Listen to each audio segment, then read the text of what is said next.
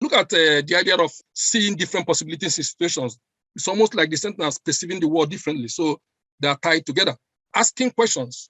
Asking questions is very important. I was just involved in a recent project. We just won a little, a little job from UK government to do something for a couple of months.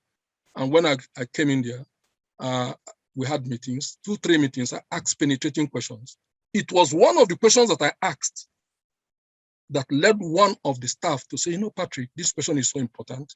Can you stay back for just about 15 more minutes after every person has gone, because the meeting was timed, so I can show you more areas and documents you can study to understand this. The amount of material I got from that particular person, I never even got from the core team I'm supposed to support and work with, to be honest. If I was not in the habit of asking questions always, I may not have got that opportunity. So developing the capacity to ask intelligent questions, that's what I normally call it, enables you to be on top of your game most of the time. Of course, let's look at this. Can you synthesize and see the big picture? Now, how do you do that? You need to understand strategic thinking. Don't wait until you go to a business school. Manchester Business School, where I studied, or whatever. Unizik Business School, Harvard Business School. Don't wait until you go to a business school to understand that strategy is something you must play with and work with in your life. So buy books, go into YouTube, study about strategy, use your life as a company, a me.com, and run every strategic thinking that you read in those opportunities or those resources on you. If you see yourself as a company, as a me.com, no matter whether you are a professor in a university, whether you are a senior professional in industry, the fact that you are seeing yourself as selling your skills to that particular organization, therefore you are a me.com, you can run every single idea in business on your own life. You become far more successful than you may be at the moment. Because at the moment you are linear, you may be linear, just, I'm happy to go to my work every day. My manager is so wonderful. I come in, I'm paid religiously every month, whatever amount it is that I'm paid. Eventually it doesn't cover the bills and you're still struggling one way or the other sometimes. But if you learn to run your life as a business and run it on business principles, you become extremely efficacious in the way you do stuff. Even in your family. I run my family today along business lines with all the love involved. So my kids know exactly what they should be doing at any point in time. My wife knows, I know. And we know how we support each other to achieve the goal of the family, which is the business strategy of the family. That's the way it works. So it is important, all of us, that we need to know how to strategize in life. In our different life worlds, our finances, our family life, our social networks and friends, how we manage them, and so on and so forth. So, but let me link you a little bit to this concept of synthesizing to the 5 minds of the future that I talked about, Gardner posited in 2008, for instance. The 5 minds here, you can see where synthesis comes in. First of all is the discipline mind. The mind to be able to use your learning in your own discipline to expand your scope of being able to solve problems. The second mind is the creative mind. The ability to create things, to be creative, innovative, isn't it? The third one is synthesizing mind, the ability to bring things together. In a previous workshop, that is what I called integration of knowledge in RIAT. We talked about RIAT, research, integration of knowledge, applications, and teaching. That is I of K for you. If you do not know how to integrate knowledge and you're working in silos in your life, so that if you're a historian, it's all about history. If you're a physicist, it's all about physics. If you're an entrepreneurial expert, it's all about entrepreneurship only. I don't think that your ship can sail as far as the ships of those who understand these 5 minds very well. The other 2 minds are responsible mind and ethical mind. Can you see how these 5 minds are the minds that we anchor almost everything we're doing now? So if suppose I want to run a training for senior leadership of an organization, maybe a university, maybe a corporation, even my own organization, for instance, if I want to train staff in my own organization, for instance, I'll just anchor it on the 5 minds and then bring in all these laws, bring in all these habits, and coach them on how to work with these things. They will be super. They don't even need to go to a formal business school to learn these things. because I am packaging it in a way that it's malleable to them, immediate to them. They can start using it immediately and things like that. Able to fantasize. You have to be a dreamer in life. I dream a lot. How do I do it? I say to myself, okay, can I be the best university in the world online? Can I do that? I don't even start thinking impossibility. I think possibilities. I say I can do that, but I can't do it alone. Then I have to rely on my laws, ability to work with people. Therefore, comes in. Who do I talk to? I talk to Andy Madiche. He brings in. He jumps into the ship. We are working together. Anyeka, we are working together. If you go now, but we're working together. Dr. Amakametu, we're working together. Before you know it, these people are working with you, and we are moving towards that goal that I dreamed about. Maybe I dreamed about that goal 10 years ago. But I persistently think that I need to have that kind of institution to be able to train people better than traditional universities are training people. So that is the idea of fantasizing. It's not everything you fantasize that may work out, but the fantasizing, visualizing the future, what is called, of course, vistas of the future, is very important. Otherwise, how are you going to be ambitious? How are you going to be able to achieve the kind of things we want to achieve? Being flexible, willing to try things in many directions. Yes, experimental creativity. Sometimes there are scenarios. I do this scenario one, doesn't work, plan B. Look at, for instance, even under COVID, you have plan A, plan B, plan C. Government is thinking ahead and saying, we don't know who to work eventually because there is already a lot of vaccination going on. Some people are covering their mark, using masks, some are not using. Let us have 3 scenarios, Plan A is what we are in now, doing well so far with what we think we can do well, while not locking down. Plan B will be if the rate of infection is going up, we might reintroduce a little bit of what we, light touch type of lockdown, not complete. And then plan C and things like that. We need to be flexible. Whenever I'm creating a solution in life, some of the people I'm coaching or mentoring know that I create at least 3 scenarios. Worst case scenario, middle of the road, best. Most of the time, the middle of the road or compromise is the one that works. You never get everything you want in life.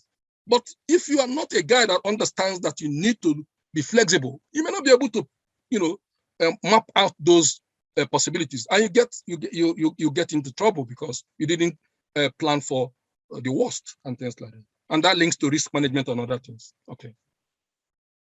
Does anybody want to make contributions at this moment, or do we continue?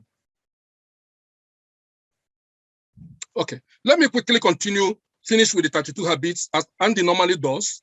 Okay, he will say, let's have a little rest because it's almost like half of the program now, and then intensively work on these ideas so that we talk, we make contributions, and then we are getting those contributions in because it can enable us to produce something better that all of us will share. And I think I would like people that attended for us to have their contact so that when we provide materials from this, we'll send it back to them. It becomes something they gained by attending, instead of just, of course, even the PowerPoint slides will be sent to them and things like that. Okay, let me just run through this.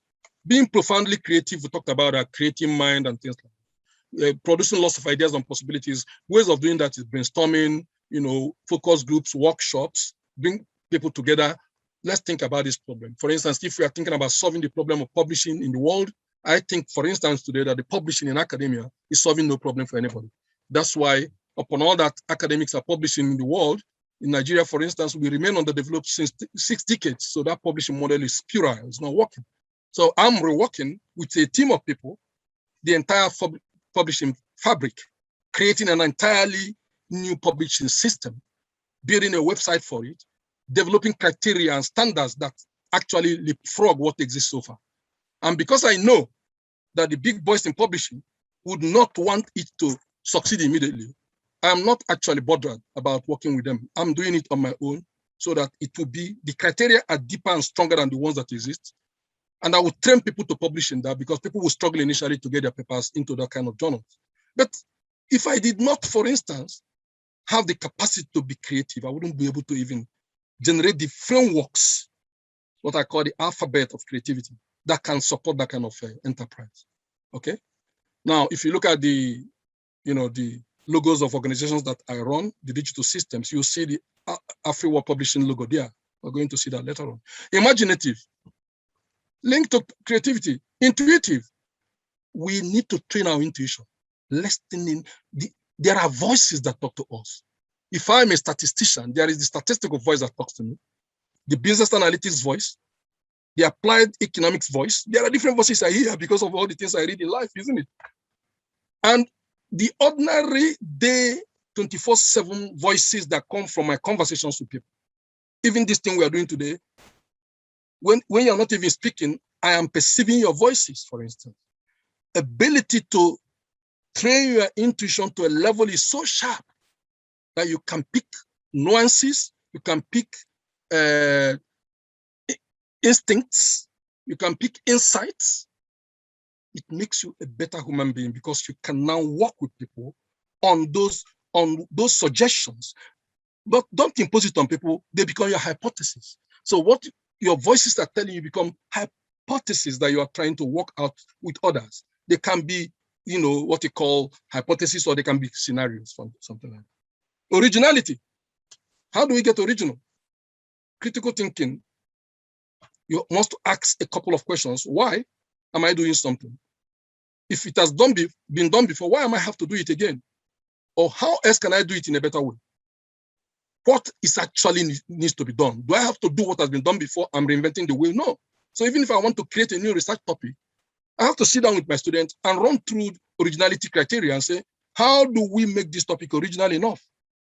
A and B have done this, C and D have done this over the last 15 years. The latest work in this area over the last 2-3 years, this is what it is. What are the gaps there, for instance? What are the gaps? Can we add to these gaps? Can we close any of these gaps in order to expand the frontiers of knowledge in the field? If we are not original, all it means is that we're going to be regurgitating what other people have done, maybe in a different geographical location. It doesn't add enough value. It doesn't make enough contribution to knowledge. That is why you see a lot of PhD topics, MSc topics that people wrote. They're not actually doing anything new, to be honest. And these people need to be trained in how to be original. Ingenious, simple like that, related to originality. Energetic, very important. We need to work on our stamina. One metaphor for success that I always talk about is look at the nature of success that sports prodigies bring into their lives. If you look at the Serena Williams of the world, see the stamina with which they play the tennis they play. If you look at Naomi Osaka, for instance, look at Raducanu, the new phenomenon, the young British US Open champion, who just collected an A level with A star in mathematics and A in economics. At the same time, just moved straight and picked that particular grand, slam. And it's now destroying a lot of opponents along the line. Look at Nadal. These are guys that spend, look at Messi, for instance, or Ronaldo. These are guys that spend so much time practicing their craft. It takes stamina to do that.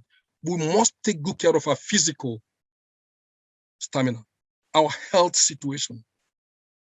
We can never be sluggish.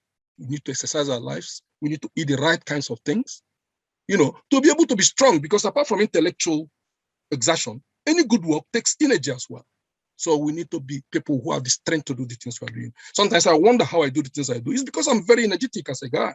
I develop myself to be energetic. Every morning, I go through my normal ritual of doing my exercise, before I start work, have my walk during my break or in the evening, a full 1 hour walk almost every day.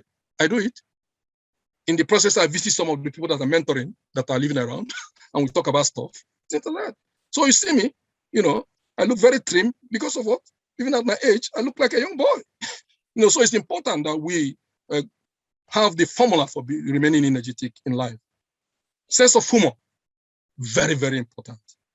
If you teach the kind of subjects I teach and you are not humorous, you lose the student in 10 minutes. You can imagine coming to teach a student, second order differential equations, partial differential equations in class, and you have to stay with these guys for 1 hour doing this kind of very abstract thing. You have to bring a lot of humor in it, make it fun. Even in ordinary life, if you are humorous, you are approachable, people come to you, you're amiable. You can work with people. A little bit of humor helps. And it's also therapeutic to be humorous. Of course, you don't have to be humorous in a stupid way. If you want to crack your jokes, be careful of context again. Be sensitive to context. You cannot crack a joke that is damaging people's morals or that is attacking people. No, you don't do that. It's a measured kind of humor. You can even be just laughing, just laugh and come back to what you want to do. It makes, my meetings are not, to be honest, they're very, very, very interesting because in my meetings, always people laugh while I'm stealing in the principles I want to steal into them. You teach these things in a better way when there's humor around it. Self-actualizing, all of us, that's again going back to the definite chief aim in the first law of success. You can't talk of self-actualization if you're not actualizing something you're actualizing. It becomes a null event, a null set in mathematics. An empty set has no content to work on, isn't it? So you must have ambition, you must have an aim you are trying to self-actualize about. I am self-actualizing about repositioning global education. It's a big aim that I have in life. Everything I'm doing is centered around it, to make the life of future generations of scholars and professionals much better than I found it during my own era. Very important. Another self-actualization is to be comfortable financially, to be able to run my life, to create portfolio incomes. So I don't depend on one particular kind of monthly thing every month. Because I may not be lucky to have the one that pays so well. If you're lucky to have the one that pays you 6 figures, okay, fair enough. You've already arrived, but not all of us are that lucky to be in 6-figure kind of things, isn't it? So we might have to use our skills in one or two other sources to build portfolio income and add up to something better. Self-discipline, you cannot self-actualize when you don't have self-discipline. Go back to Maslow's hierarchy of needs. There are 5 layers. Self-actualization is at the top, but what happens below that self is a lot of other things you're doing. It takes perspicacity, perseverance. It takes assiduity, constant focus on achieving, constant and never-ending improvement, what is called canning by my friend Anthony Robbins in the book he wrote on Awakening the Giant Within. Awakening the Giant Within you requires you to be self-disciplined. If you're a guy that said, okay, I want to be as sweet as Bill Gates, this is only an example. Remember, my life is not all about money, but it is to some extent because I have to have my real needs solved. I cannot be lazy. I can't become a Bill Gates in my own field without self-discipline that can lead me to that level. Remember, these are the guys that occupy 1 to 2% of the world, the top 1 to 2% of the world, the people that the world works for. By the way, let me remind you that there are 3 categories of people in the world. The 95 that just work for organizations that are employed in. Fair enough. Some of those are well paid, as I said. The next 3% on top that have their own organization where there are at least, a few people are working for them. So maybe they command a little bit of more income than those who are paid salaries. But the 1 to 2% on top that the world works for, the Facebooks of the world, the Microsofts of the world, the Googles or Alphabet, the Amazons, the whole world is working for those guys because they are digital, just like Andy said. My second passion in life, which is a promoter of my definite chief aim, is the creation of digital platforms. That's, I'm just a friend of the digital economy. I create platforms in internet and run them. Okay. The SSGS Academy that carries this, we've already created a platform for it in YouTube, a platform for it in LinkedIn, and we're optimizing those platforms as we speak. So you have to have that self-discipline to manage your 24 hours well enough. Because a little visit here to one friend, 5 hours gone, the next day, 4 hours in another place, gossiping. Where is the time, therefore, for you to do the job to self-actualize yourself? You do that on a Sunday, on a Saturday, Monday, you're struggling at work because you didn't use your time well enough. But nobody says you won't visit friends. No, everything has to be properly done. And also, there are times you go on holidays with your family, go on holidays, relax. But if you're not organized enough, you may not have the self-discipline to be able to be successful in life.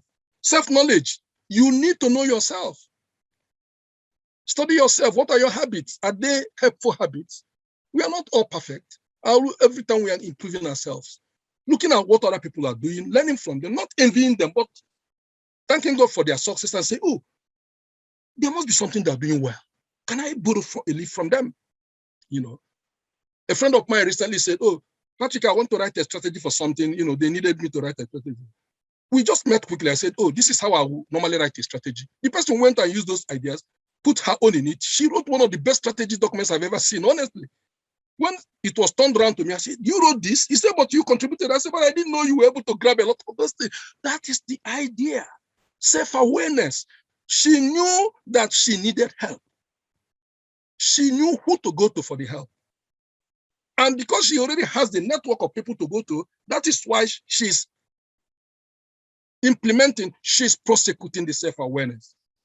You cannot just be self-aware just for the sake of being self-aware. You are self-aware for something. And that is what we always say, the and so what in life must always be there.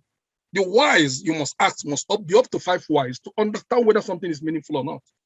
And once I know that, once I know my capabilities, for instance, I work hard to fill those gaps in my life. And of course, I do it with others. And I always cherish and do what? Appreciate those who help me to do it. There are a lot of people that help me a lot every day. I keep thanking them every time. Sometimes I pay for their service. So it doesn't mean I won't thank them, because it's not just about the money. You know, the point is that they are doing this for me, supporting me. What I pay may not even be enough, you see, and so on and so forth, but they're helping me. So that is important. Self-knowledge, self-discipline, self-knowledge is important. Do you have specific interests? Okay, having specific interests. Where are we now? Okay, sorry. I'm coming back. Having specific interests is one of them. This is what we call our areas of specialization. Your specific interest may be marketing, economics, statistics, biological sciences, computer science. In terms of your training, it can be a certain type of sports. Tennis, for instance. I'm interested in tennis. I'm not playing myself every day. I'm enjoying the way the top tennis stars convert their effort to revenue. What they do to earn those big awards, those big, monies that go with the cups they win. How can it be that somebody like Messi is paid what he's paid every day? We're looking at almost 500,000 pounds a day. Is it a week or something? Let's put it that way. A week.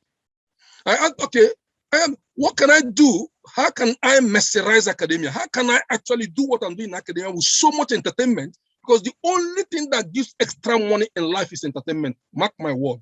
If you do anything without humor and entertainment, forget about it. You are simply doing what other people have been doing. If you teach mathematics with entertainment, you make far more money than the guy that teaches mathematics just following the rules only. So that is why those who understand their specific interests and how to expand on it are the successful guys. That divergent thinking, how does it come? Multiple lenses. Simple thing, move your ideas across the curricular helix. Academia, industry, government, and what? Wider society. Your eyes will open to how a single idea can travel across those spaces and begin to generate multiple touch points in life. Okay, I will pause now because somebody is raising hands to contribute. I think it's Andy. Okay. Andy? Right. Okay. Pardon me. You might be hearing some background noise. The washing machine is on. I've been forced out of the living room because of a big game that is on. Okay, no problem. It's a very good part, rather, it's a good point to come in now because you've gone back to the quadruple helix. Yes, I have. I just wanted to see if we can share our thoughts. Okay. The top five challenges facing Nigerian universities. Okay. And of course, to see how this model can actually help alleviate some of those challenges. I don't know if it works for you in that regard. Yes, it does. Do you want me to talk about it and then others will talk about it? Yes, actually, anybody can start. Then you can also mention, because I think we all have different experiences. Okay. You talked about observation. Most of all observe things slightly differently. Yes. So I just anybody can actually highlight. Let's just try and get a list. Okay. Then we'll begin to reorder them in terms of which ones are major and which ones are minor challenges. And of course, that will enable us know how we can pitch this. Okay. Right. Okay. Somebody is suggesting that they put it in the charts. Well, I'm not sure how we collate that. How do we collect the chart something? There are a lot of things on the chart, which is almost 14 items. Can somebody really collect it? Is Claire here or Ijoma? Okay. Yes, I'm here. Claire. Are you able to make sure that you can capture everything on that chart, please, and put in a Word document for us to be able to? Or maybe let me see whether I can share the charts. Okay. I even sent a PDF document on the state of universities 1 year after COVID. Very interesting article published by the OECD. This is very important. Please, we want to Ijoma, please, can we capture these things on the chart? Very important, please, because when we are developing the what I call the post workshop document that will go to everybody that came, we are going to bring all those things and kind of put short notes under them to empower people to begin to use them as springboards for developing themselves as well. So can you catch it? If you cannot do it, let's work out how we can do it now. Okay. Sorry, Patrick, can I say something? Yes, please. And who is speaking? Nedima Aika. Okay. I was wondering on the chat that it would be good if people are given the opportunity to just put their 5 biggest problems they see in higher institutions in Nigeria. Okay. But it doesn't stop you from discussing it. Okay. You know? So can people start putting in? This is a very good suggestion, just like Andy mentioned, to go in and type in just the number 1 top problem you think is a problem in higher education. It can be as you experience it or as you observed it. And it can be at any level. It can be as a student, it can be as a lecturer, it can be as a senior academic in the system, part of management, however you come across it, just put it, okay, because once we collect all of them, we'll be able to, of course, we can talk about them now. Andy, do you want to share your own before I talk about it? I just put it in the charts now. I think I called it resources. And when I say resources, I'm not talking about money. I'm not talking about financial resources. I think sometimes we tend to misdiagnose the problem. Money does not solve every problem. No amount of money that is provided that can change what doesn't exist. No. So you need that manpower. That intellectual manpower, the resources, that human capital, the right people teaching the right courses at the right levels. So that's a major challenge. And that's where the element of CPD is important. Yes. Like you mentioned, somewhere down the line when you were doing your presentation, we are all learning. Even if you're a full professor, you've been professor for 30 years, there's always something new to learn. We're lifelong learners. Yeah. So you need to continue to update your skill sets. And that is what gives you the quality, or rather, what gives you the right to stand in front of students to try to impart knowledge rather than regurgitate and recycle knowledge. I agree with you on that. And this is one important point mentioned. So I'll give you my own take on that, just to add to what Andy said. In terms of resources, don't you see, therefore, if I'm teaching a subject, let's say I'm teaching statistics in a university in Nigeria or university overseas, anywhere I'm teaching it, I know that I need something more than myself to make that course more meaningful for students. So the next thing I say to myself, okay, because I operate the Cure Helix, I think I'm very competent in operating the Cure Helix as a person anyway, because I learned it, I started developing the capacity since 2005 anyway. So after 16 years of doing one thing, you become expert enough. So the first thing that comes to me, okay, I'm supposed to teach this course.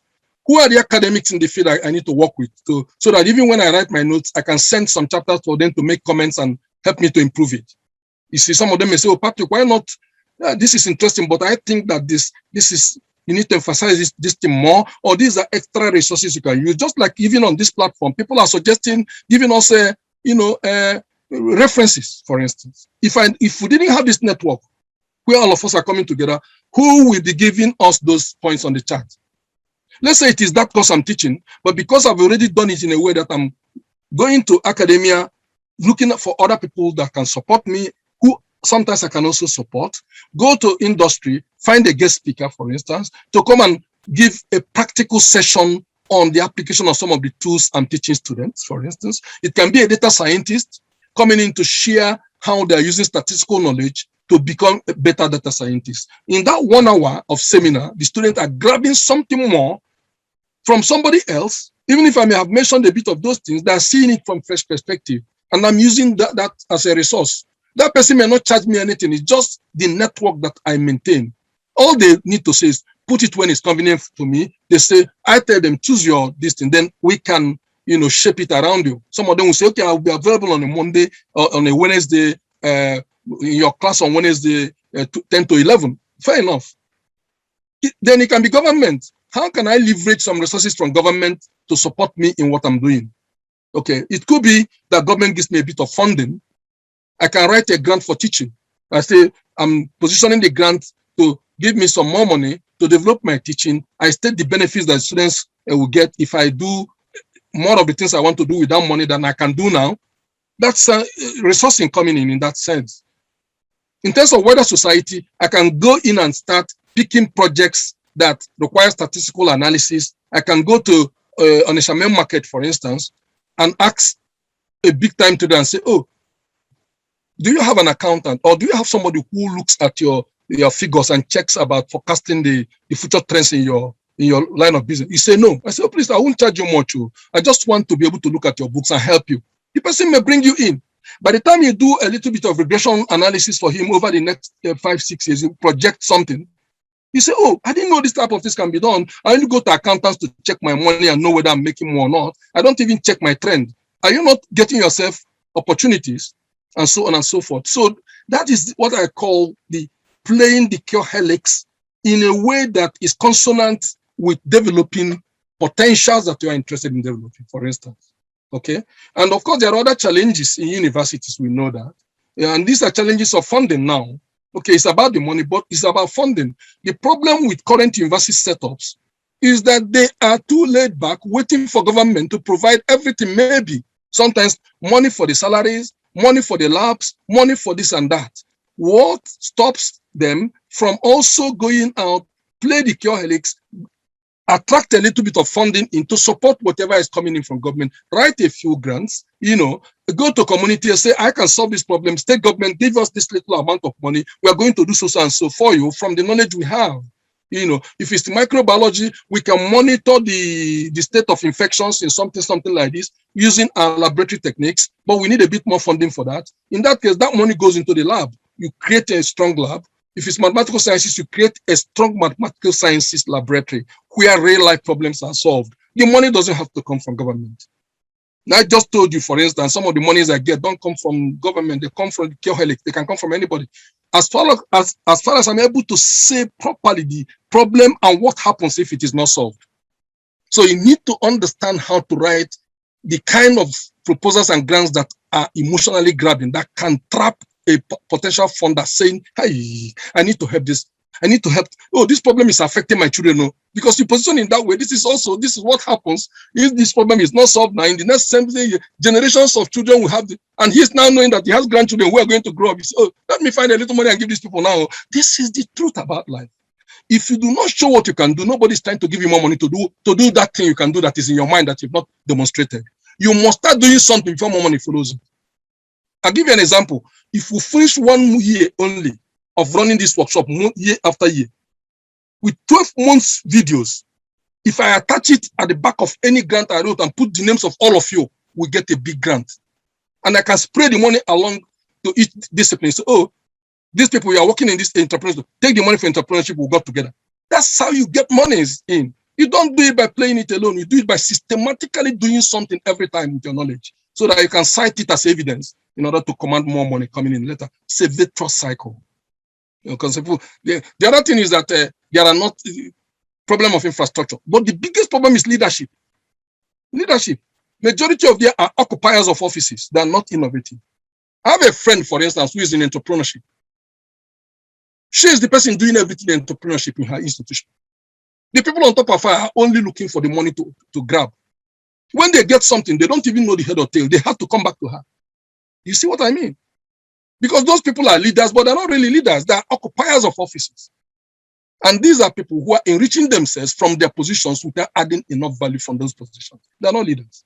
If they knew the 12 laws and developed their initiative and leadership, they will do better for their organizations and for their own sections of the institution they are managing. So these are the issues. There's so many problems. The lack of practical know-how. I said it before in previous, workshops.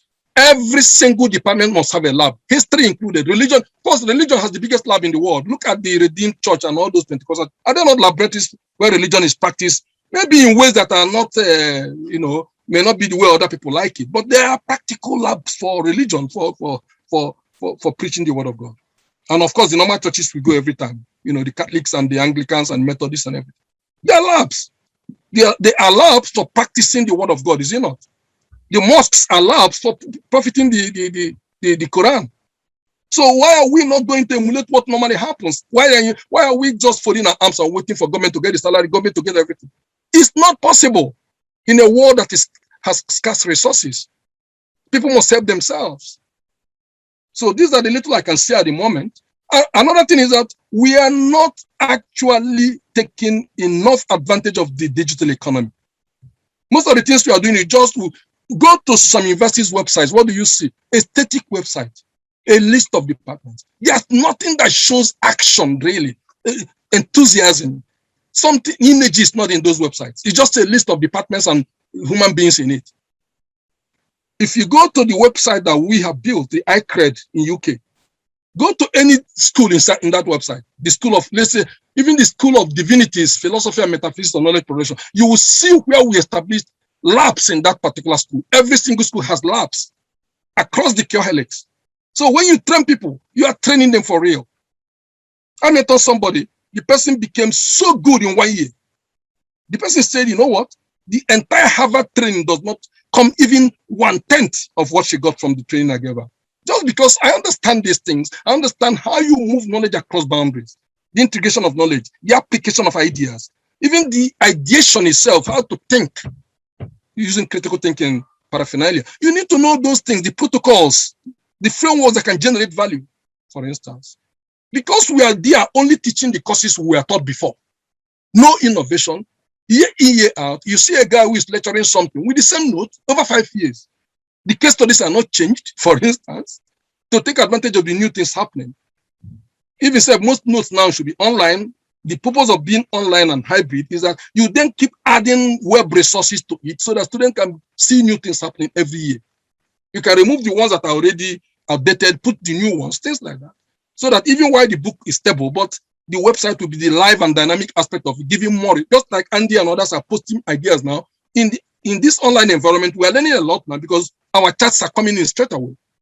In a classroom situation, it may just be discussions and then you walk out after 1 hour. Nothing has happened really. The students will go back and memorize the notes to pass. They're not thinking through the application of the concepts to real life. They're not playing the excellence we are talking about in research, integration of knowledge, applications, and teaching. So that I know you can share a lot more, all of you, some of you, with what we are trying to talk about.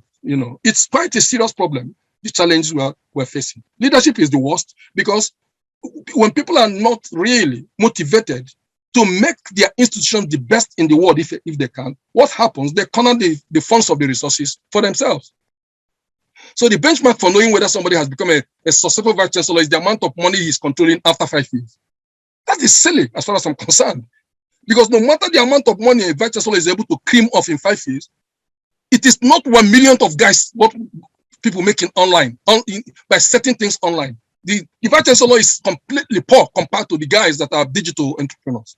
So why are you going to bother about stealing money from university instead of developing yourself, using the money for university to run the university properly and train people? Because that money you're taking is finite; it will still finish. Even if you ended up making 300 million for 5 years, how much is it compared to a guy who can make 10 times that in 2 years by running things online? So to me, we need to be exposed to take advantage of Web 5.0 digital economic systems, the circular economy, the ecosystems that give you a simple example. If I'm writing a book for students to use today, I'm not thinking of students alone. I'm thinking of, will the students want to resell the book? What will the students want to do with the book after they've used it, for instance? So I think about the circular economy, which talks about other things that people don't normally think when they're selling a product or service, the externalities. And I can use what I call experience mapping to map it as on one page, map it in a way that all the connections between what they're doing, all the interactions at touch points with themselves and the activities, their interest, the organization, myself, my own organization or myself is there. So I can now look at how to walk those pathways to fruition. But if I don't have that skill to map those experiences, to generate the touch points, for instance, I'm not able to realize that it's not about teaching students in the class alone, but about surrounding the teaching in a way that it talks to other realities of their lives. In that case, I have more chance to survive if I want so financially than somebody else who has the same knowledge, using the same notes I use, but is not doing the secular economy business the way I'm doing it, something like that. So it's about training. It's about moving outside the comfort zone of the classroom to explore the curriculum helix in a particular way, to be able to bring competencies together and then prosecute these laws in anything you do. Prosecute the laws, very important, you know. And there's a lot to say, really, but it's important that we are doing this. And I want other people to shape in, just like Andy. And people are contributing. Wonderful. We already have 38 points on the chart. Please, we need this. I have to thank all of us that we are really making contributions. And somebody is reading his hand. Andy, yes, please. Andy? Yeah. You're the statistics man. So yeah, I want to get the mode of the response. The frequency of appearance of a particular issue is that's how we'll rank the challenges into the top 5. Exactly. I think there were a few about the siloed approach, lack of collegiality, and absence of interaction between staff, academic staff. I think that's a very interesting and important one, and of course it relates to curriculum, not just curriculum development, but redevelopment, and of course bringing employer voices into the curriculum. So it's just a few thoughts, because if we raise it's very easy to pull down the house. We can point out everything that is wrong. How do we actually right some of these wrongs? Let me even come in on this, very important. You see this concept of collegiality. I'll give you an example.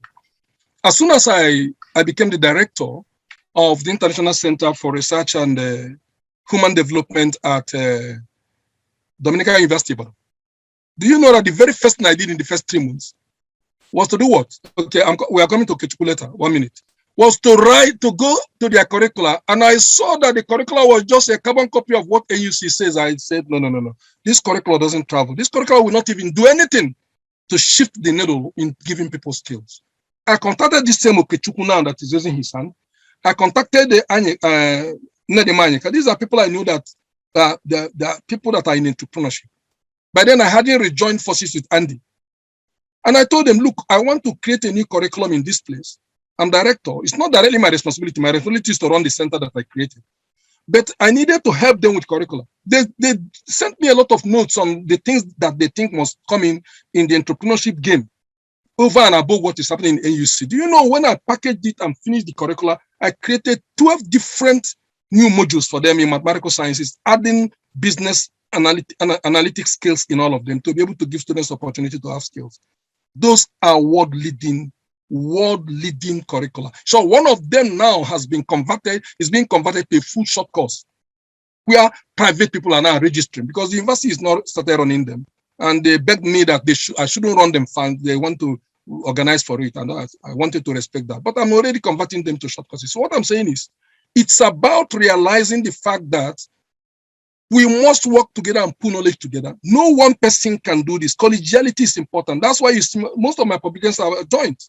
I don't believe I can write alone, of course. But I like when people are working in a way we produce joint papers, joint these proposals we write.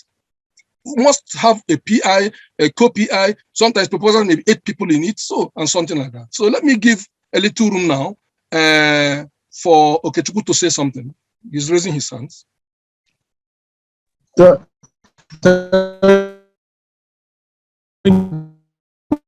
If if there are challenges in the network, what you can do is to type in your views on the chat so that eventually we can work with those ideas in the chat. Sorry, ground noise. But what I'm saying is this. When it comes to this absence of collegiality, I've been in academia just for 3 years, and I've come to find that many don't really know. You know, it's not just to parade yourself. I'm a lecturer, I teach students, I'm in the university and all that. When you know everything about just one thing and you know next to nothing about other things, you know nothing. That's the problem. Because for you to be collegial, you have to be dealing with people that know other things that you don't, that you are not comfortable with. But if you are somebody that has tried to get small things of so many things, so you find that you will fit in anywhere, no matter the issue that is coming up, you will fit in. And because people know so much about one thing and next to nothing about others, asking questions become a problem for them. Yes. It's like when you have 8 classes, you have skipped first, second, third, and fourth classes. You just saunter into the 5th class. You won't know what they're talking about there. Yes. You know, and you want to ask questions because your question will just expose you so much. That's the problem that I find in the school system. And we have to begin to solve that problem by encouraging lecturers and the academia, the faculty, to broaden out. You don't just have to listen only to seminars in your area. If you are a political scientist and the sociologists are saying something, you just say the sociologists. But the sociology affects every single arm of your politics or political science. Well, you refuse to listen, and I just gave that as an example.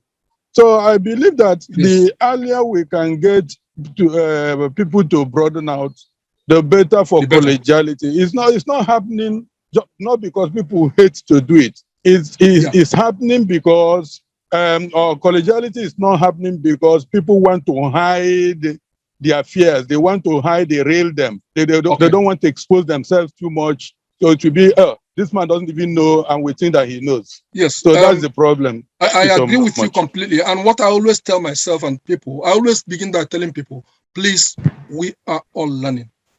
And you know it, and I know it. Okay, Chuku, I'm working with you. I know my disposition. I don't believe in the Mr. Tuno kind of guy attitude. See, I believe in the fact that any human being that is doing something in the world has something to offer you while taking something from you in a mutual exchange that is beneficial to both of you. And with that thinking, you have to listen to everybody. In a department, there are, senior lecturers, professors, this, that, there are graduate assistants. In a meeting, allow each person to make a contribution, because if you can do that, you're understanding the problem space much better than if you are thinking that the senior leadership knows it all. They are not bringing the voices of the younger ones into play. Even the students, their views must be involved. In that case, you are providing solutions that is consensual, that is much better. A synthesis in philosophy, we'll talk about dialectics of Hegel.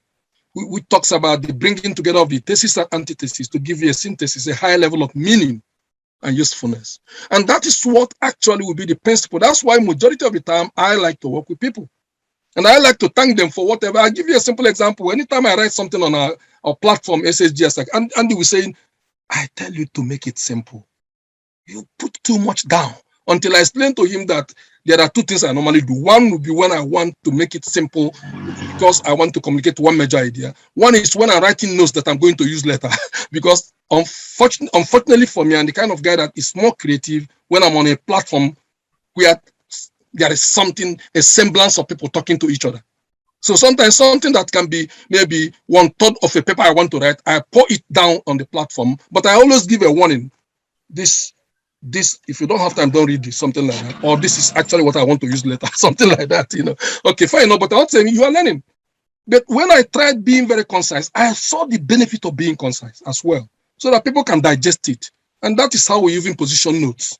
You don't make notes too discursive. You break them down into little chunks so that people can take them, one lump at a time, and it makes better. That's how I even write my own books and things. So I think that collegiality comes from opening up the space, and it comes from leadership in a department saying, you know, let us come and form better ways of working. You have a meeting on better ways of working. We need to support the younger ones. We need to mentor them. We can pay them up.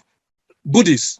If I were to run a department like this, I may be training people. The senior people may understand what I'm doing best. Then after that, I will attach the younger ones to each of them. Say, please continue to mentor A, continue to mentor this person, mentor C, mentor D. All of us already paired up, working with bodies. Before you know it, in 1 year, the entire philosophy of the world has percolated into the system, and everybody is already soaked up with better ways of doing stuff, according to a common line of reasoning.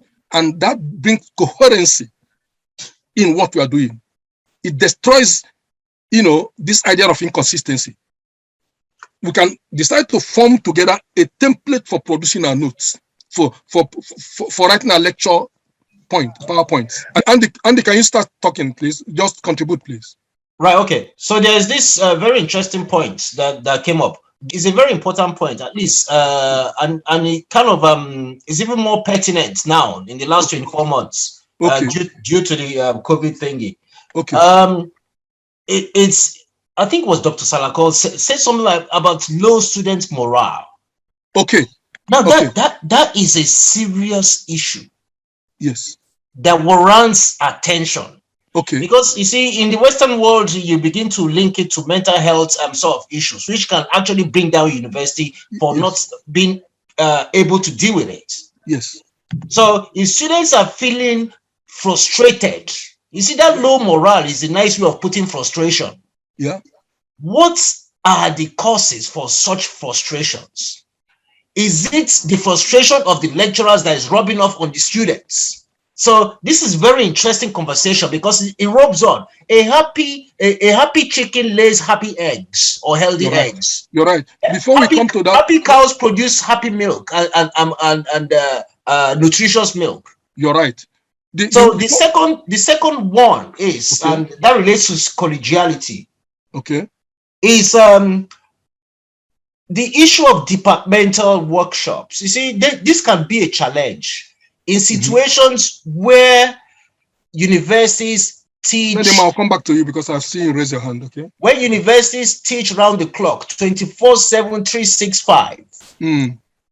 Is there any particular no lecture day that can be dedicated to departmental workshops where experiences can be shared, where lecturers can begin to evaluate themselves based on the experiences of others to know if these challenges are cross-cutting or specific to a particular module, course, or lecturer?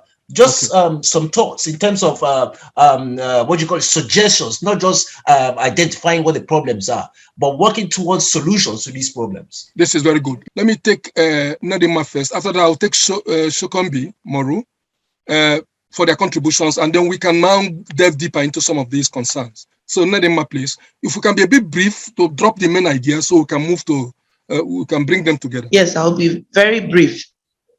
It really is really nice that we're looking at it this way, because just as Professor Madiche has seen it as, you know, a mental case, I saw it differently, that it's somehow pulling all the problems together.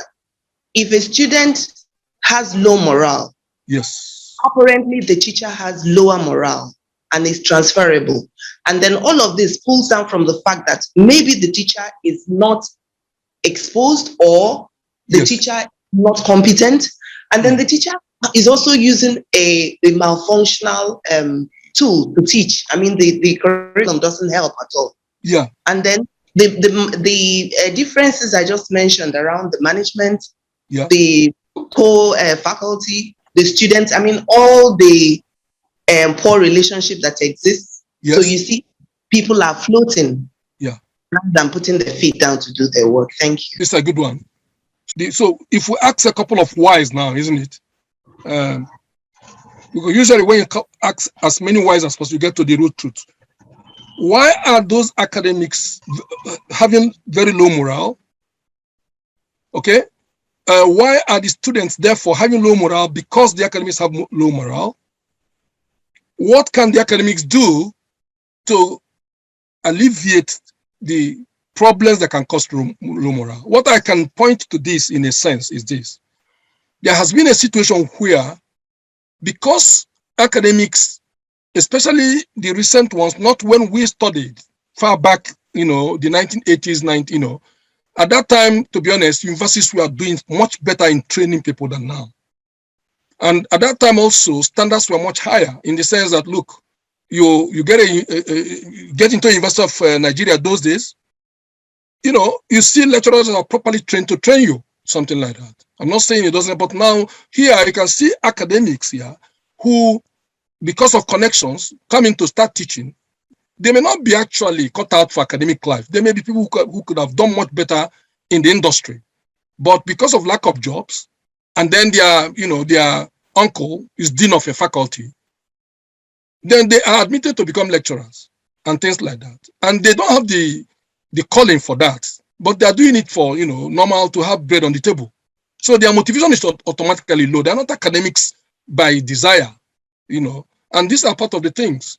And then because that training again had not prepared them in a way that they could excel across a wider base than just the classroom and the university life or the polytechnic life, they find out that they come there, it is too narrow to motivate them. So it is just their notes and their students. So when they come to the class, they read out notes to students instead of teaching them concepts.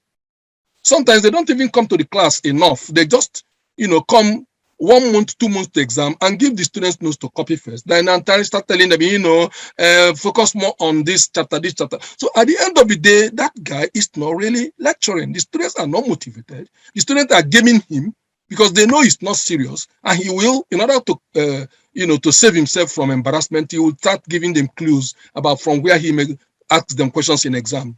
And they eventually look as if they did well in the course, but they didn't learn anything. So the morale is completely destroyed. The students don't have the skills when they are trained in those areas. So there's a fundamental need to prioritize how we do learning. And that is why I also mention, I'm going to emphasize again, that if in a particular department we have a lab or consultancy unit, labs may be a better word for life sciences and engineering and all those, practical sciences. But you can call it, consultancy unit, research and consulting unit in a department. Okay. In that case, you are dealing with substantive technical problems in the field together with the 7 E's of education, which is you are coaching students on how to use their expertise, how to use their experience and gain more, how to be entrepreneurial, how to build ideas and businesses and products and services from their learning, which is enterprise development, how to be more employable by picking the kind of skills we are talking about today that nobody has the time in that structured curricula to teach them. Then how to be emotionally intelligent, which is part of what we're discussing again, so that they can engage with the world better, understand these laws, understand these habits, and then eventually how to do what? How to execute projects, solve problems, so that they don't wait until they reach final year project to do that. Because when they don't have the skills and they come to final year, it becomes a challenging task for them. They just go and dodge around and find other projects somewhere to copy and then plagiarize. So, and this game starts from the first year a student comes in an ideal university I would like to be in. First years are coached on these things from the word go. First years are going into labs in every difficult course they're studying, learning these principles. The substantive about the link between the technical thing they're learning and the outside world, using the 7 E's and using all these curricula helix concepts. Examples that come from industry, government, they'll be seeing it. They'll be seeing academics that are doing it with them as well, and paying them for their time. By the time they come to final year, they are already comfortable in putting together a project, which is they become very good in execution or implementing ideas. So that's what I can add at the moment. I think I'm a bit like trying to come back to the platform. I went into the chat and they didn't know how to come out of it. 1 minute. Okay, I'm back now. Okay, so that's my contribution. Okay, we are now allowing Shokumbi. Shokumbi, after you, then Okechukwu would say something and we'll continue. Okay, good evening, sir. Good evening, yes. Yeah, actually, my own contribution on is what I see in the system is Okay, lack of inclusive management. good. In my school, for example, the management said they had this. They have a okay. They went ahead to develop something about the school. Okay, That this is the way they want to drive the school. exactly. Few management staff and pick some people who are their colleagues or their cliques. Okay. They went ahead and developed something that this is the way we want to drive the school. Yeah. Now, what they only did was to print it out in paper and pass it down. Now, you now ask them, okay, how do this translate to what the school want to achieve? Each department does not actually do anything. They did not do anything. They only say, okay, this is what we want to do. No inclusion of, that you have said, diverse departments, diverse. In a school, there are almost 5 or 6 departments. Yeah. There is no inclusion. The young academia, the bigger ones, the smaller ones, the one in the middle are not included. So it is just those people, they believe they are the egg-headed up there. They are the ones that can decide for everybody. They went for a treat. Yes, they went for a treat and brought out a document, and everybody should be a working document. It doesn't work that way. No. And that is a problem we always have. I also pointed something out there is that in our academia, my own study, I've been people with the university, the polytechnic, and college of education. Yeah. Our students are not seen as stakeholders. Yeah. And it's a problem. They are not stakeholders, so they'll be demoralized. They have something in mind to tell you as management. You didn't allow them to say anything.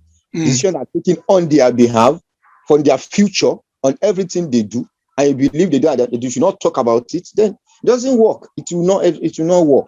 It's true. So I think it is time the people of the ends of affairs have inclusive management, not just that within their carcass alone to manage our institutions. And that's the problem we are having. Thank you very much, sir. Before somebody else speaks, let me just add a dimension to this. Very important.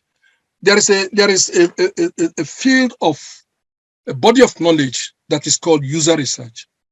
User research. And so the wider concept is what is called user-centered design. So what it means is you cannot, for instance, design a curriculum, for instance, in a department, if you're not bringing the voice of the student into it as well, because it is the students themselves that have those pain points that sometimes navigate very poorly written modules, that have to suffer under lecturers that are not inspired, that are not moving them with ideas, that are not really, energizing them in the way the lectures are run. They are not providing enough workshops for them. They are not exposing them to realities of practice through GET lectures and other. They are not taking them out to industry. When I was in UNIZIC those days, 1987, I started lecturing in UNIZIC before I left for UK. I was teaching operational research. I used to take my students, third-year students in operational research, to premier breweries in Onitsha, to some companies. And when we went there, we were observing what area of what is going on in a brewery. They see the bottles of things running through the conveyor belt and how the defective ones were being removed by the workers. And that ties into quality control and statistics that we're doing. So in order for them to see the practice of statistics in industry, I had to put them on a bus from Oka and take them to Onitsha. The other thing I need to confess is that we're properly taken care of. They give us some drinks, give us a meal because it's arranged. They feed us. Then they appoint somebody that takes us from one aspect of the brewery to the other. And the students are taking notes in their logbook to report about what areas in brewery science and in industry are statisticians going to help with the quality, which is quality control. Then operational management will go into their costing. Somebody will deal with how they plan everything, how they cost the resources that goes into producing different types of lager, soft drink and everything as they do. And it takes us, it's a full day. And we come out, then the next day, lesson, they are all put in groups to start writing 10 papers, group work on the observations, and some of them can choose project topics from it. This is what I call inclusiveness, because it is because we had a meeting on my prompting that we must have a curriculum development meeting where students come, and everybody's voice was there, senior academics, younger academics, students. And then we said, and it was after that we said we must bring in guest lecturers and then go into industry. We call them industry visits. It is not the normal, what do you call it, IT that students do on their own, when the section in the university that manages student work experience. It is the one that we're doing in the department for our own field. That is what I mean. And now you can imagine in the lab I set up, which is called Sigma X Statistical Consulting. That is the lab I set up for my department those days. Now I'm running Sigma Z. Go to it, you see everything we're doing in user research today in it. Now, my suggestion for inclusiveness is that in every single department, the journeys and experiences of every player in the department, the students, the academics, the professionals that are working in that department, the staff, the support staff, must be mapped so that we know the touch points where things can go wrong and how to improve quality there. That becomes inclusiveness for you. Anything that comes out of that kind of studied process is much better than a group of senior academics going somewhere because of their all to know kind of attitude and provide a blueprint and say everybody follows it. It doesn't work. You get my point? So I agree with you sincerely that this is a matter, but to fix it, you need a little bit of expertise in what? User research. All of us are users or consumers or clients or product owners or anything. Understanding a little bit of that principle, even if not in a formal way, but at least call meetings in which everybody is involved. That would be very, very important. You understand my point? So is somebody else raising his hand? That's Andy again. Remember that we have to do something and move and finish the work and then come into a bigger discussion, okay? Especially on the, okay, but Andy, okay? Andy, the floor is yours. Unmute yourself. Andy, unmute yourself. Okay. Hello, Andy? Yeah. Okay. Right. Sorry, there were two things I wanted to say. Okay. The last person was talking about the rest of us not mattering. And he was talking about people make decisions and just shove it down your throat. Yeah. And the student is not considered a stakeholder. I think one of the takeaways from today's session is if we can come up with a communique Okay. to the NUC, asking them to make sure that universities actually demonstrate incorporation of the student voice into what they are doing. Yes. They need to demonstrate, because that's one of the criteria in this country. Come and think of it. Yeah, and it works. It's not. You see, one of the key problems or with challenges we have as African institutions is that everything we misdiagnose decolonialism. So so if something is good and it's a Western thing and you want to come and experiment it, they'll say you're still suffering from colonial mentality, which is not quite the case. The bottom line is, like you mentioned, you say user-centric. Yes. So the student voice needs to feature prominently. When I was in Ahmadu Bello University, one of the most militant universities back in those days, you don't mess about with the students' union in Ahmadu Bello University. Yeah, because we make and throw out vice chancellors. We force the student voice is imposed. Yes. But you see, it needn't be that way. It shouldn't be a matter. It shouldn't be militancy. It should be part of the everyday thing. So that communicate very, very important. Yes. There was another point I've forgotten about now. So I'll just let it roll. Meanwhile, while you were talking about yes, you are talking about Unizik. Yeah. I'm currently teaching an MBA class, marketing strategy at Unizik, remotely. And guess what their coursework is for this semester? No.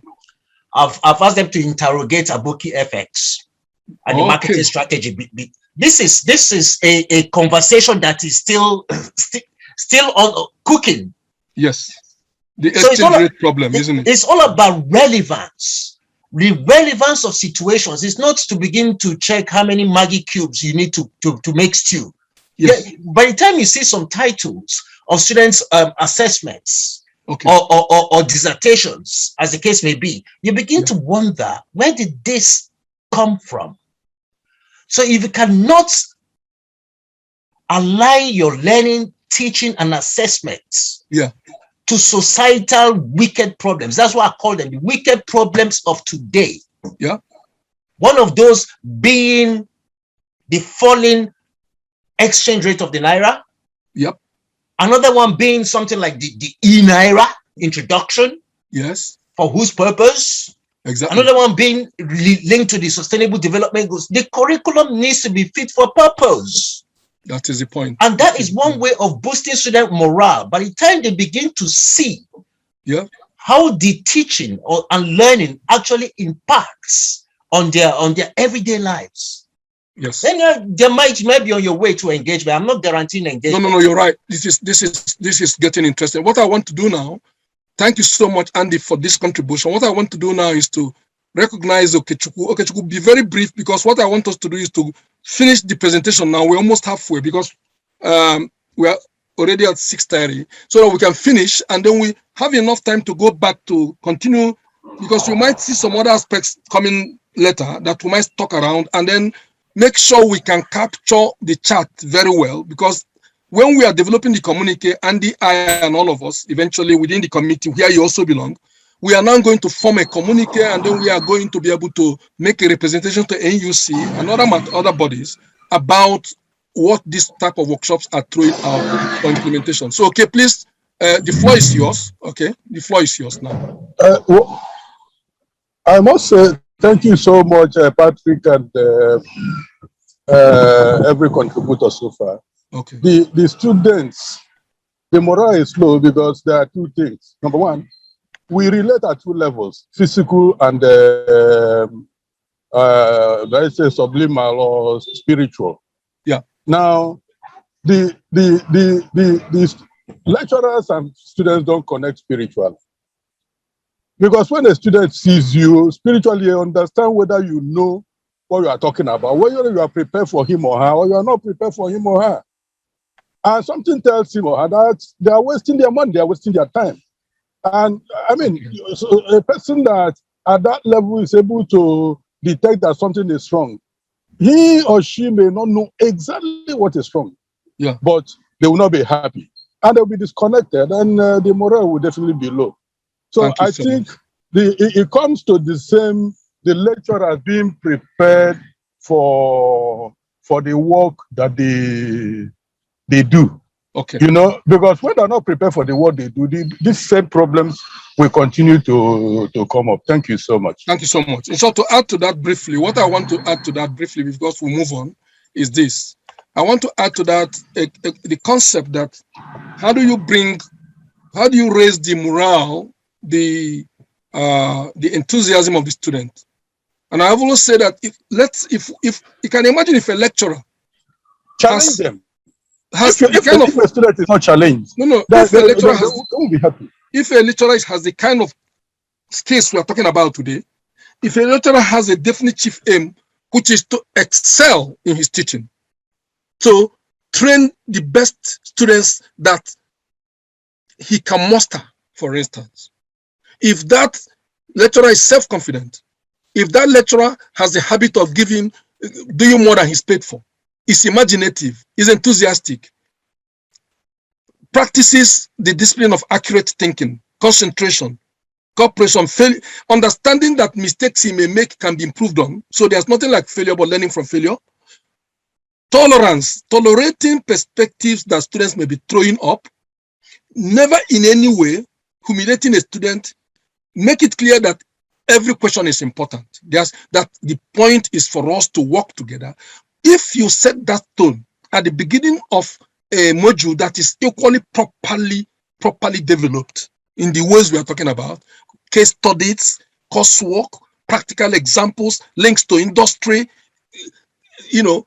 capacity to use knowledge in government spaces, the student knows that to miss a single lecture. I have seen some students who are so worried of missing a particular lecturer's lecture, but because of what they think they get from it. This is where it starts. But the problem is you can't have a department where some are doing well in these things, others are not doing. Therefore, it is the responsibility of the leadership of the department or the unit to call a meeting and run workshops at the beginning to say, we want to establish the best ways of working and bring these principles in from the word go. When everybody is operating the same set of principles, adapting them into their own different modules, the department has a serious amount of robustness and integrity going forward. Students will be less likely to be demotivated, and they will be more likely to want to come and seek help, knowing that these lecturers are ready for them. So, but let me finish the presentation today. I keep saying that we need to capture every single chat that is coming in, because that's important for us. A lot of chats are there, almost 40 something. We need to capture all of them so that eventually they will go into into the pot in trying to stir something and making something better come out of this meeting. But let me just start going back to the other areas of what we wanted to do to finish the talk. Okay, so we finished with all this. All right, yes. Then we finished all this down to confidence, curiosity, divergent thinking. There are so many examples we can take, but let me go to something else. These same concepts are also related to employability, because I had opportunity of working with a PhD student whose work was to embed employability skills in leisure and tourism subject area in her own university. And these are the kind of skills that were coming up, and the point of view was to try to see which modules in a full program can carry some of these, so that what happens is that there's now a kind of a structure whereby some of these skills are embedded in modules from year 1 to year 2, year 3, up to the 4th year. So it becomes a very serious template for weaving in creativity, employability skills into a standard curriculum, and it can be adapted to any other discipline. It's a very powerful work. And so you talk about 4 management skills, the 4 management skills, of course, which is important to be employable. People need to understand those 4 management skills. The skills for managing yourself. How many people in this world are clearly not managing themselves very well? I gave a simple example of a guy who lacked self-control, became drunk while he was actually a commissioner in the state. And then the picture was taken. People were demanding ransom, they couldn't get it from him. They went and exposed him to the governor. Eventually, he was told to resign. Definitely, this kind of guy doesn't manage himself very well. Managing others. If you are a lecturer, you have to be managing people. Your students, your colleagues, supporting them well is part of managing them, knowing their expectations. If I'm working with somebody in a course, and the person is supposed to handle maybe topic 7 down to 10, I have to make sure I teach my topics 1 to 6 well to support him. If I'm sloppy with it, I'm not helping him. So I have to manage others by the way I creatively work with them, isn't it? Information sharing. Are we not here, for instance, people are sharing ideas, all of you are contributing ideas on chat, you are sharing information because you understand that we're working together to become better, all of us, and to help other people we're going to work with become better with these ideas. So you are not holding back. That is information sharing.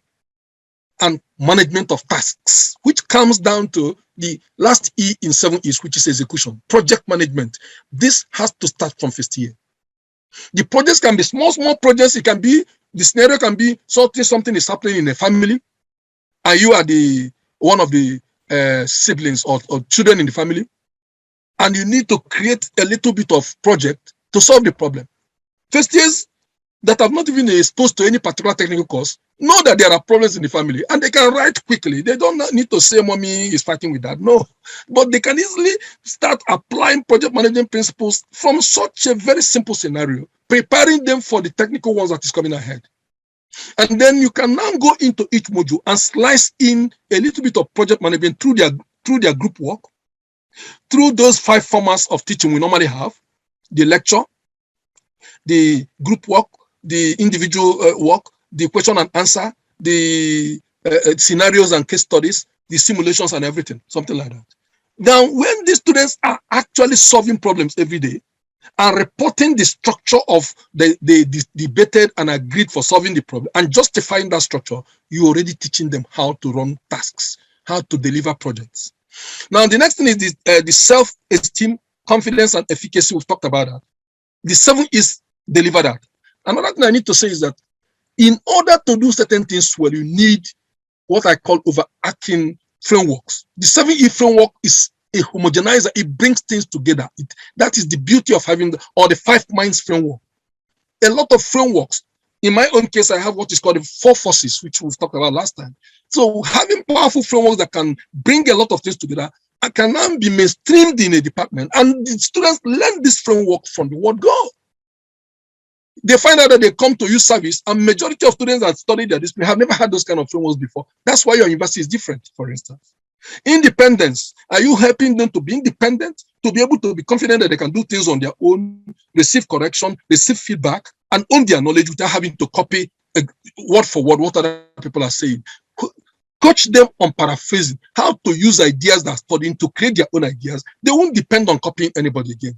They become masters of effective paraphrasing. When they quote, they can quote in a way that is academically recognizable. Very brief quotes, and put evidence, and cite their sources, so they are not stealing anybody's knowledge.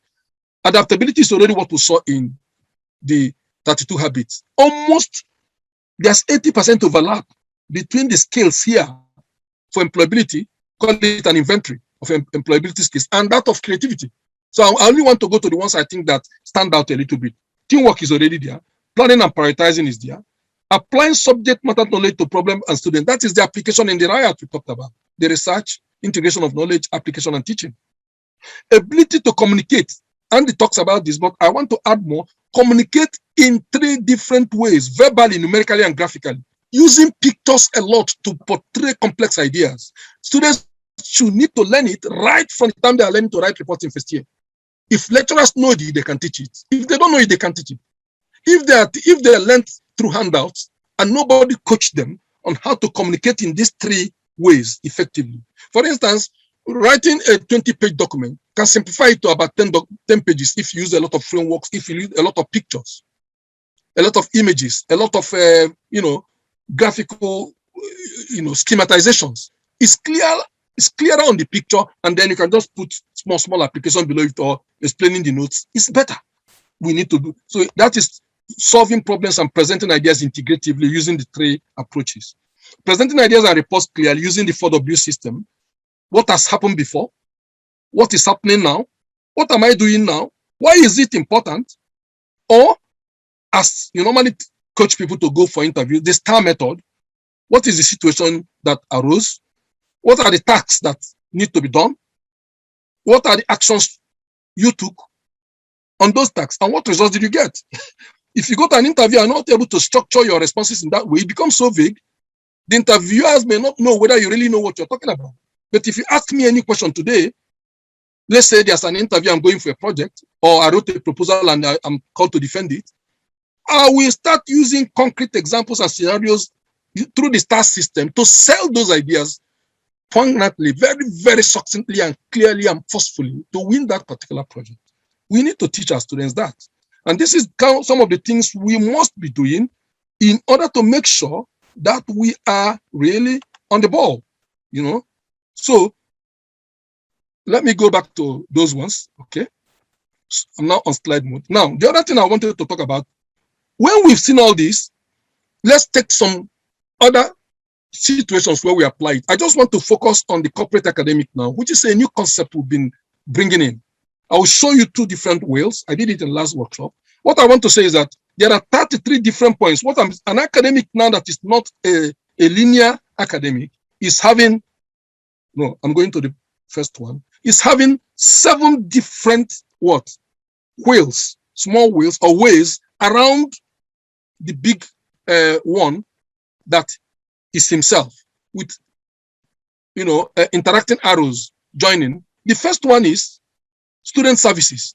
If as an academic, you know that you have to serve your students metaphorically as if they are customers actually, because their parents are paying a lot, they are spending a lot of their time and their convenience to come and learn, then all those points on top of it, if I expand it a little bit, all those points on top of it, if I zoom it now, 1 minute, you now say, okay,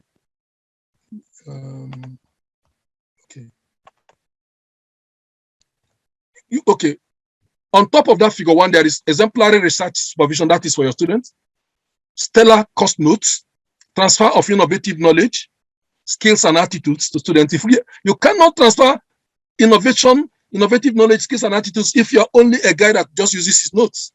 You've not even gone into industry to solve a problem. You've not written a little proposal before to get money to do something. Where are you going to get the knowledge to tell the student the link between what you're teaching and the real world?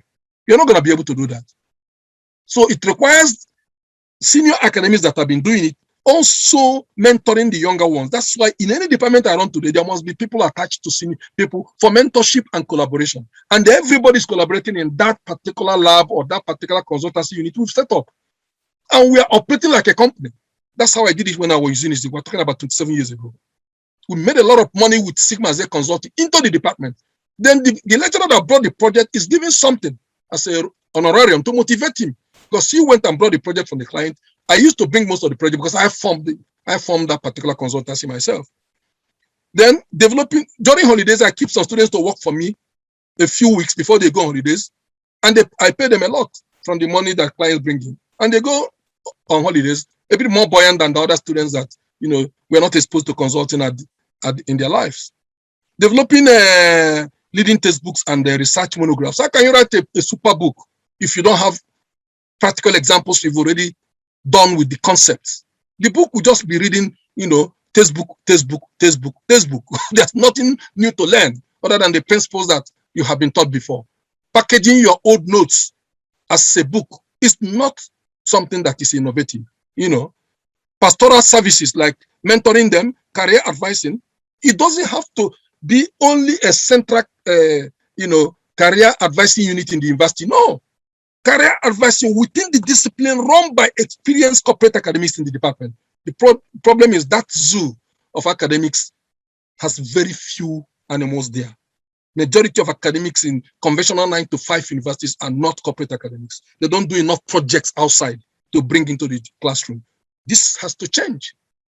Now, research, because the reason is they write grants more in their academic specialty for publications. You have to do that and still write grants in the other areas of the riot. You must write grants about integration of knowledge, application and teaching. Get grants also for teaching, not just for your research area. That is the truth. Otherwise, you're not a complete academic, the kind I'm talking about in this game. Involving students as appropriate in research consultancy projects. That is your student services. We're going to send all of these things to you people, or it's going to come out in the video, in YouTube and everything. You are going to be able to see all of them. If you look at those small prints, the next one is affiliated higher education institutions. You as an academic or a professional, you must have other institutions you can work with. You are affiliated to. And a good academic is not restricted to one university. And it's not about having 2 or 3 universities you're working only for teaching. No. It can be that you have a project you are doing with scholars in another university on a project that's in your research area. It doesn't have to be teaching. But while doing that project and they invite you for meetings, you now run a seminar for students to give them perspectives, your own perspectives on the discipline that the students are saying, wonderful, we're in a department where international scholars are coming, talking about projects they're doing, we're learning a lot. This is what I mean. If you don't operate these 7-fold ways, added to this skill, do you know what it means to be able to run all those little points, 33 of them around this wheel, reinforced with those 12 laws and 32 habits and the 42 elements of employability? You're going to be producing the best department ever. But you can only do it when you allow everyone to learn the tricks, to learn the tools. You cannot do it when you come in and doing this alone for your own personal survival without sharing it with other people. Then it will have limited impact. So that's what I want to say for now on this.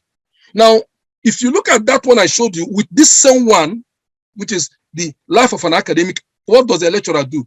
These things are repeating some of the things I said before, the teaching, the research and service. But the problem with this and the other one is that it is not positioning it as a deep service as such. It is writing it as activities. That power is not coming in. So all we need to do is to come back to just rework this one a little bit and add those flavors. It becomes another way of presenting the same thing. The 3-fold way can now become the 7-fold way and things like that. So I like us to work with these 2 charts, these 2 ways in developing, in weaving these concepts today into practice within corporate academia. Then I just listed the 7-fold way. So For student services, I'll be calling in every single thing I know about 12 laws. Where does the 32 habits of creativity help me in making my student services better? Same way for all the other services, all the institutions I'm supporting. I'm supporting CCU. I'm supporting my center at Ibadan. I'm supporting another 7 platforms that belong to my own corporation in UK. But I need to use this case to support those organizations. Otherwise, I'm repeating what other people are doing. How am I going to survive if I'm not providing something new? What about my relationship with my colleagues? That's where those principles come in. Am I operating the golden rule with them? Am I showing them enough respect? Am I inclusive in working with them? Do I exhibit, abominable selfishness, wanting to take it all? For instance, there's one project that came in and we got a little thing to share from what we were doing. And somebody was saying, oh, Patrick, you do most of the work. I look at the amount of money. It's not the kind of big money I should be trying to take any lion's share of. I say, no, split it down the middle, 50-50. Because I'm appreciating the fact that this person is so working hard. It's not about whether I did a bit more because I know I'm a bit older and more experienced. So I decided to say, because he's doing his level best and I know he's really working hard, we split it 50-50. That is beauty. That is beauty and understanding, and it's not all about money, but it comes from those principles. It comes from those principles. Client services, when we are contracting jobs from outside the department, outside the institution, client services. So each of you must have clients. It can be people you're showing stuff.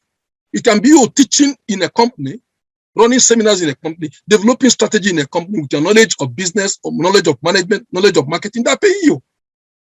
But you can come in and make it more collegial, make it like a department is bringing in so that it has a corporate look. Department can say, you take 60% of what comes in because you brought the idea. Then, because the department is supporting you, department takes 40. I'm happier to do a work in which I share 40% with the department than taking 100% alone. I go there as a lone wolf. I don't look important enough because I'm not coming with a corporate presence. But if I'm coming in as some so person in so university, it's more corporate.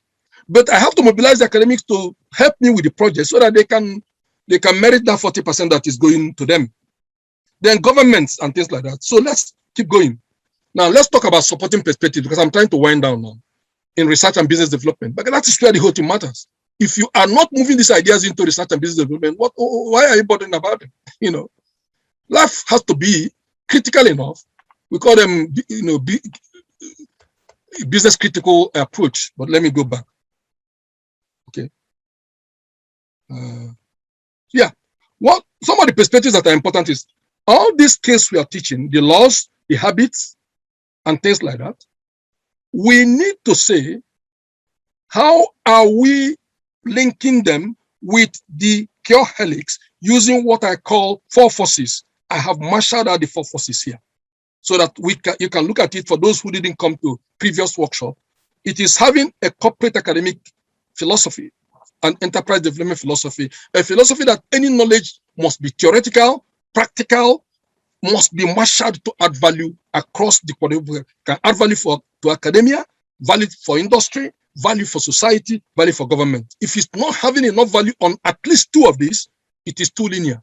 It is too insular. It is like a silo game. You need to walk away from that. Excellence in research, integration of knowledge, application and teaching. We all must be using this concept inside there. Why can I be excellent in research? It's not about knowing my statistics well or my business analytics. It's by when I'm using it in research, using those skills to be able to build empathy and understanding with the people that are giving me projects. Which means somebody that knows the riot well as I know may not be successful as I am because I am using other skills and laws of success that he is not using in a very deliberate manner. And I use it deliberately. I call them into game when I'm talking to, project owners. Then having a deep set of skills for students, graduates, and startups. This is why we set up this academy. There are 6 keyword skills, 7 ease of education, which I talked about, and personal development. Can we mobilize these skills within the classroom, linked to those laws, linked to those creativity, habits of creativity? If you can do that, that synergy is unbeatable in scholarship, in training, in research. Then next one is having powerful frameworks and toolkits for habitually creating wealth, job opportunities, and enterprises, again linked to what? To those particular laws and what? Skills or habits. And then I talked about the research methods canvas. I listed a couple of those, 6 key work skills. Writing. In writing, you must teach students how to write in a way that they bring in those emotional details, those skills into their writing, communicating integratively. A student that communicates only with verbally must be taught how to communicate in pictures, in drawings, in schematics, as well as, any other ways of communicating. So the 3 ways of communicating must be there. You can even teach students what is called the Aristotelian rhetoric, the P, L, and E, the pathos, the logos, and the ethos of writing. It's not meant for only academics or professionals. Students should learn it from first year. The university I have in mind is a university where first year students at the end of 1 year are acting as if they have become final year students. But that's a very intensive way of teaching people. The metaphor for that is the way sports academies train elite sports people. The way the messiahs of the world are trained in the football academies is the way you're going to train people in universities. Every department is a football academy. That's the way it is. Only that a lot of theoretics is going on, a lot of practice is going on, a lot of application is going on, a lot of knowledge synthesis and integration is going on. That university is a university of the future. But we don't have it today in most institutions. We don't have it. We have individuals excelling, but the institution not excelling. The institution not succeeding financially. But some individuals are very wealthy because they know these things, they keep it to themselves. Analysis and problem definition, listening, problem solving, public speaking, we've talked about that, doing, execution. I've talked about the 7 E's, it's there so that everybody that receive this thing can see them. Then let's talk about the research methods canvas, I've talked about it. Now, if we were not creative, we could not have produced the entire research journey on a dashboard so that whenever you are coaching students to write a project, even from final year to master's to PhD, this same canvas is what I use. It's only the depth that can be, that can be deepened a little bit, but it's the same principles. Once they know all these particular blocks and know what each one means and how to deal with it, and know the centrality of understanding a conceptual framework that brings everything together, the one in the middle with the big arrow, and how it is linked to other things, they are already learning how to communicate visually the research process that they're handling. These are the things we are talking about. General conclusion, bringing it all together.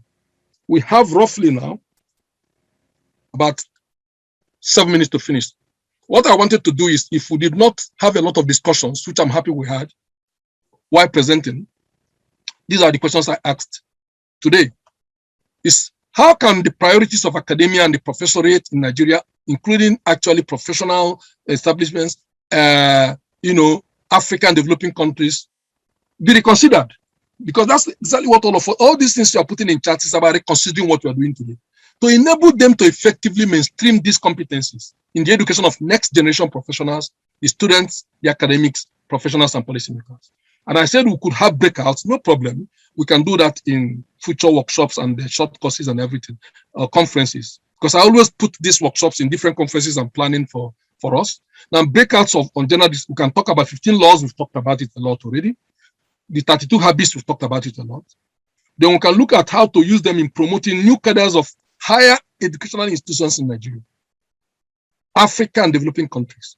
Going back to NUCs, MBTEs, all those governing bodies, and submitting communicate to them about what is currently lacking and what must happen in order to reposition our institutions to give these practices or to develop these practices in those environments.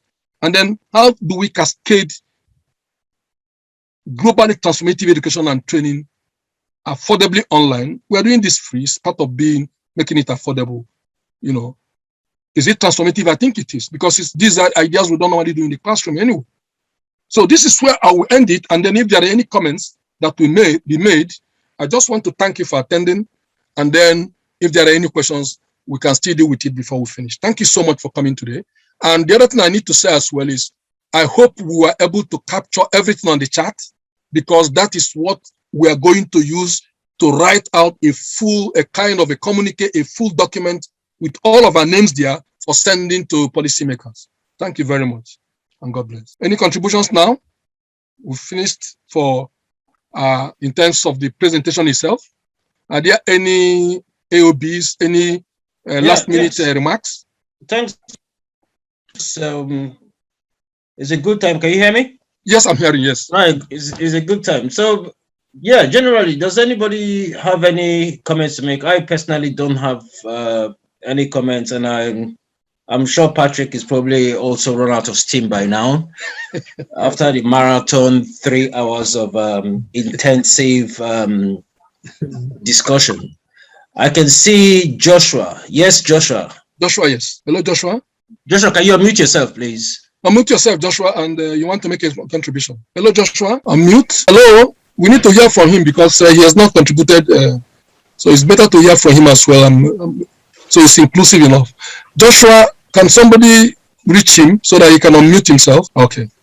Right. So when we're trying to get back, does anyone else have anything to say? Does anyone else have anything to say? I haven't got anything to say. Okay. Okay, let's go back to Joshua. Joshua, can you unmute yourself so you can contribute? Okay, let me just say that we've even lost Joshua, actually. First of all, I want to thank everybody again for coming. It's been a wonderful session. Honestly, I never knew we can stay 3 hours without even knowing we're staying that up to that length of time. We've tried in the past to not go up to 3 hours, even if we put 3 hours down just in case. We can't stop sometimes around 2 hours, 2.5 hours, but we have a lot of intelligible discussions. Today we had it, but it was inside the flow, so there's not too much left to do at the end. I'll keep saying that we need to make sure, Amaka, that the chats are captured, please. I know a lot of them have come into the recording anyway, but please also make sure that we can capture the chat. Are you able to do that? I think it's clear that you charged to do that. Yes, I was able to do that. Oh, is that because you just click on it and where do you select click? all of it. Okay, click and select all of it. So, Ijoma, are you doing that, please? Yes, sir. Thank you so much. Thank you so much. I can't do any. There are so many things I can't do without you people. Thank you so much. Again, let me thank everybody for coming. Madiche, Claire, Nedima, Ifi, Amaka, Joshua, everybody that came today. It's been a wonderful time.